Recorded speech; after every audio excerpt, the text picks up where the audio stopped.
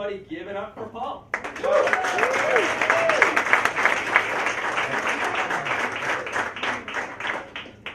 It was 1987. I just gotten a job with a German company. They were like the General Electric of Europe.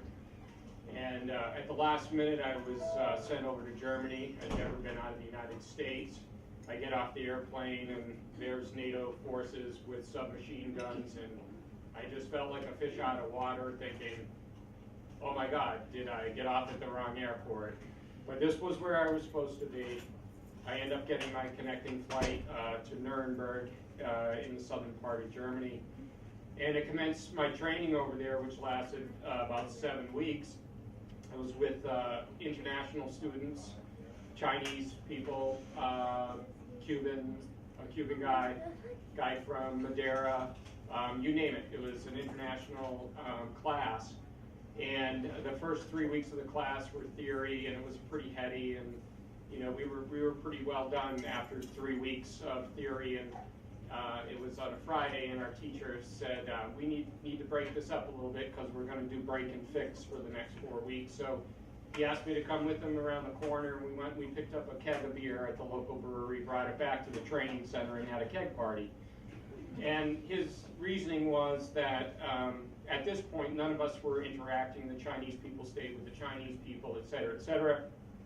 You get people to drink together. Before you know it, they're socializing, and then the next 4 weeks would be a breeze for the instructor.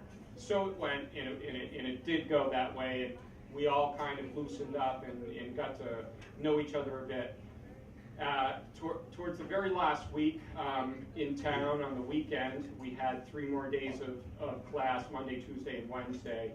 And it was a Saturday, and a gentleman that was in my class was very quiet. He was from Cuba, and his name was Hugo. And he spotted me in town, and he says very quietly, he was very soft, he says, Paul, I've been wanting to talk with you. And I said, what's up, Hugo? And he says, oh, no, not here. And so we walked for half a mile, and I said, well, what's on your mind, Hugo? He says, oh, no, not here. And we walked for another half a mile, and on and on this went for probably about 2.5 miles, all through all these side streets and everything, and finally he looks at me and says, I want to defect. Now, I'm 20 years old. I only know what I was taught in school, and I was taught America is the melting pot. And I looked at him square in the eyes. I said, no problem, Hugo. On Monday, we're going to go down to the embassy, and we'll get you over to the United States. So we went to Nuremberg on Monday, and we skipped school, and I didn't tell anybody because he swore me to secrecy on this. And on Monday, we went to Nuremberg. I went to the United States consulate, and I said, my friend here wants to come back to the United States. So they gave us some paperwork, and we filled it out. I'm sorry I'm talking so fast, but I'm watching the counter here. Fill out the paperwork. I go up to the counter with Hugo, and they said, oh, Hugo's from Cuba. Do you have immediate family in the United States? Well, Hugo was raised by his aunt and his uncle. I'm not quite sure what happened to his mom and dad, but they weren't in the picture.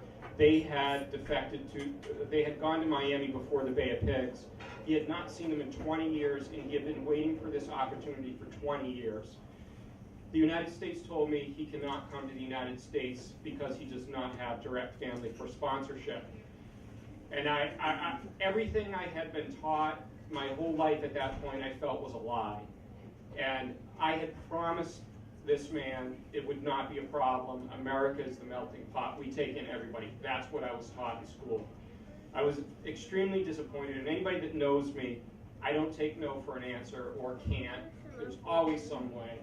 So as we're sitting here, he starts spilling his guts to me, and he's crying. And he said, I can't go back, they'll kill me. And I didn't know this at the time, but there were 2 gentlemen there from Cuba that were watching him. That's why we went through all these side roads till he knew that we had lost them.